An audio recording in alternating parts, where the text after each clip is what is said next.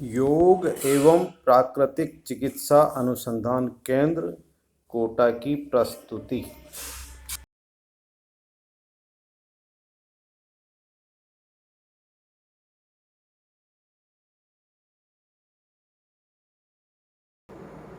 नमस्कार, मैं डॉक्टर राजेश शर्मा।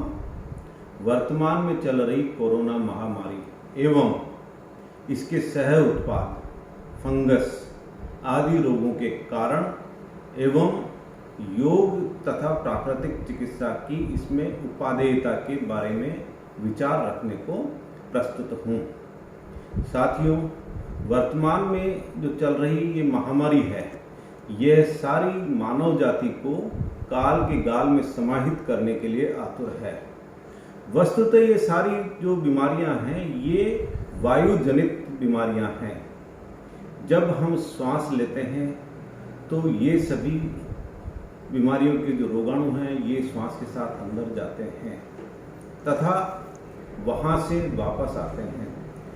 जब हम श्वास लेते हैं तो ये बीमारियां हमारे शरीर में प्रवेश करके शरीर की कोशिकाओं को विषाक्त बना देती है और श्वास में कमी ला देती है। और जब श्वास में कमी आ जाती है तो शरीर को, प्रत्येक कोशिका को मिलने वाली प्राणवायु की मात्रा में कमी आ जाती है और इस कमी के कारण वे अपनी स्वाभाविक क्रियाएं नहीं कर पाती हैं। उनमें विषाक्तता बढ़ने लग जाती है और इन रोगों को फैलने का पूरा अवसर मिल जाता है।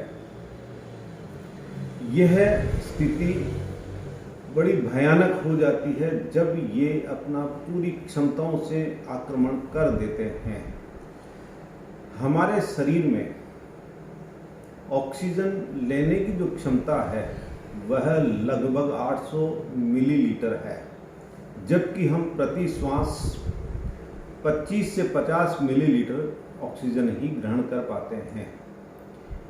इसके कारण शेष भाग निष्क्रिय पड़ा रहता है और अन्य रोगों को आमंत्रित करता है। डॉक्टर या अन्य चिकित्सक जो भी हैं, वो सब ये कहते रहते हैं कि ये जो बीमारी है फंगस आदि, ट्यूब के गलत उपयोग से मिट्टी में मिल जाने के कारण या सिलेंडर के गंदे होने के कारण उत्पन्न हो रही है। हमारा जो फेफड़ा है वह वातावरण के सीधे संपर्क में रहता है और प्रत्येक बिंदु पर ये सभी रोगाणु उपस्थित होते हैं। ये रोगाणु हमारे शरीर के अंदर भी जाते हैं, लेकिन अगर हमारी कोशिकाएं स्वस्थ हैं, स्वच्छ हैं, निर्मल हैं, तो ये कोई प्रभाव डाल नहीं सकते। और अगर इनमें विषाक्तता उत्पन्न हो जाती है, क्योंकि शेष भाग खाली पड़ा रहता है, निष्क्रिय रहता है, तो विषाक्तता निश्चित रूप से इनमें होती है और ये अपना प्रभाव दिखा देते हैं। हम रोगी हो जाते हैं और मृत्यु के कगार पर पहुंच जाते हैं। प्राणवायु हमारे शरीर की अति आवश्यक है। इसके बगैर हम कुछ मिनट भी जिंदा नहीं रह सकते। अब मैं बात करता हूं इस महामारी में योग एवं प्राणायाम का उपयोग। योग के 8 अंग हैं। इन 8 अंगों में से हमारे लिए केवल 3 अंग ही उपयोगी हैं: आसन, प्राणायाम एवं प्रत्याहार। आसन हमारे शरीर की प्रत्येक कोशिका को गति प्रदान करते हैं, प्रत्येक मांसपेशी को गति प्रदान करते हैं। इनमें घर्षण उत्पन्न होता है और ये निर्मल होने की स्थिति में आ जाती हैं। ये अपना मल रक्त के माध्यम से बाहर निकाल देती हैं और हम स्वच्छ कोशिका वाले बन जाते हैं।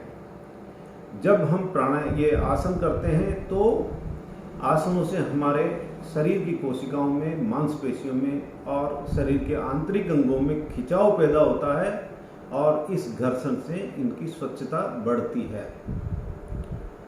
जब हम प्राणायाम करते हैं तो हमारे फेफड़ों की क्षमता में वृद्धि होती है, अधिक ऑक्सीजन की आपूर्ति शरीर को मिलती है, रक्त में अधिक ऑक्सीजन उत्पन्न होने मिल जाने से प्रत्येक कोशिका को आवश्यक ऑक्सीजन की मात्रा मिल जाती है और वे निर्मल होने लगती है। रक्त के साथ बहे गए विषाक्त पदार्थ हमारे शरीर के उत्सर्जक अंगों के द्वारा बाहर निकाल दिए जाते हैं। हमारे उत्सर्जन अंग जितने भी हैं उनसे कई गुना अधिक क्रियाशील हमारे फेफड़े होते हैं। अन्य सारे अंग मिलकर जितनी विषाक्तता बाहर निकालते हैं उसमें मान लीजिए 20 घंटे लगते हैं, तो फेफड़े उसी कार्य को 5 से 10 मिनट में कर लेते हैं। अर्थात फेफड़ों की जो क्षमता है वह अत्यधिक है। प्राणायाम से परिपूर्ण होने पर कोशिका ऑक्सीजन से परिपूर्ण रहती है। सामान्य अर्थों में प्राणायाम का अर्थ भरपूर ऑक्सीजन लेना और बाहर निकालना है, जबकि प्राणायाम का वृहद अर्थों में देखा जाए तो हमारे मानसिक कालुष्य को, तनाव को बाहर फेंकना भी है। ये स्पष्ट निर्देश पतंजलि ने किया है। और जब हम शरीर के विषाक्त पदार्थों को तथा मन के कालुष्य को बाहर फेंक देते हैं तो शरीर एवं मल निर्मल हो जाता है। हम स्वस्थ और आरोग्य को प्रदान करते हैं। मैं आपको एक उदाहरण देता हूँ, ऑक्सीजन की कमी कैसे होती है, उसका क्या प्रभाव होता है। आप 2 रोटियां बनाइए, एक रोटी को आप बर्तन में रखकर ढक दीजिए, दूसरे को खुली छोड़ दीजिए। बर्तन में रखी हुई रोटी कुछ समय पश्चात बदबू देने लग जाएगी और 2-3 दिनों पश्चात वह रोटी सड़ जाएगी और उस रोटी को पहचानना भी हमारे लिए मुश्किल हो जाएगा, वो पूरी तरह से काली पड़ जाएगी। जबकि खुले में रखी हुई रोटी सूखी जाएगी लेकिन खराब नहीं होगी।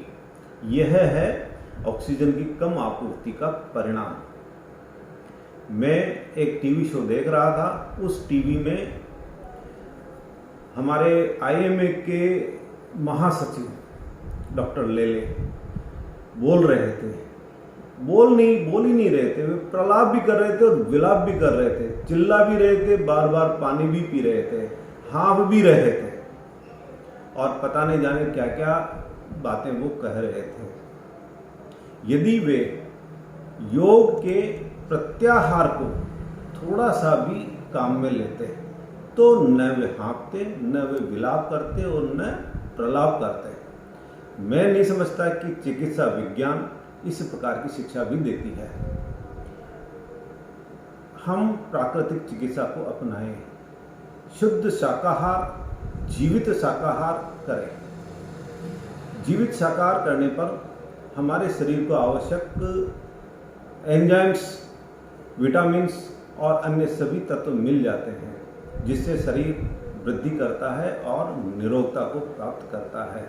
सड़ा हुआ भोजन, मृत भोजन आदि करने पर शरीर में विषाक्तता ही बढ़ती है, जो हमारे रोग का कारण बन जाती है। तो मेरा निवेदन है कि योग को अपनाएं और प्राकृतिक आहार लें, जिससे हम निरोग बने और आरोग्य को प्राप्त करें। नमस्कार।